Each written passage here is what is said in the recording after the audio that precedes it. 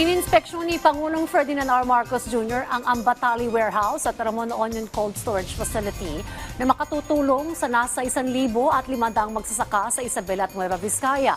Ang detalye sa report ni Kenneth Pasyente. Makabago at dekalidad na pasilidad ang mapapakinabangan ng mga magsasaka sa Ramon Isabela. Matapos pangunahan ni Pangulong Ferdinand R. Marcos Jr. ang inspeksyon ng Ambatali Warehouse at Ramon Onion Cold Storage Facility na layuning makatulong sa pagpapalakas sa post-harvest handling at cold chain system na makatutulong sa nasa 1,500 magsasaka sa Isabela at Nueva Vizcaya. Ang naturang pasilidad ay may kakayahang mag-imbak ng hanggang 14,000 kaba ng palay. Isa din itong drying facility na kayang magbilad na mahigit 3,600 kavans. Hindi na kailangan pang magpatuyo ng palay sa mga kalsada dahil may maayos ng kagamitan ang ating mga magsasaka.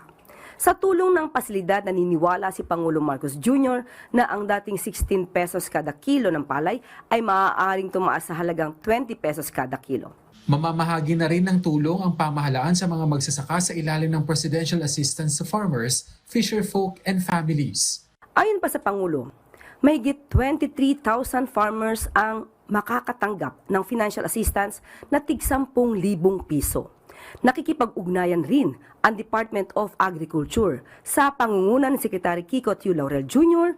sa provincial government ng Isabela upang magbigyan ng karagdagang tulong sa mga magsasaka.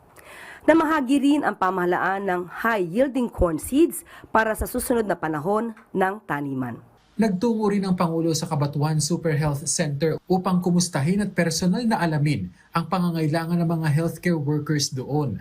Pinangunahan din niya ang opisyal na turnover ng 2 patient transport vehicle sa munisipalidad para mapahusay ang pagtugon sa mga emergency at ang patient mobility lalo na para sa mga residente sa malalayong lugar.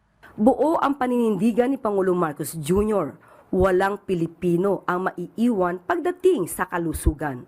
Walang pamilya ang kailangang mangamba tuwing may karamdaman. Kenneth Pasyente para sa Pambansang TV sa Bagong Pilipinas.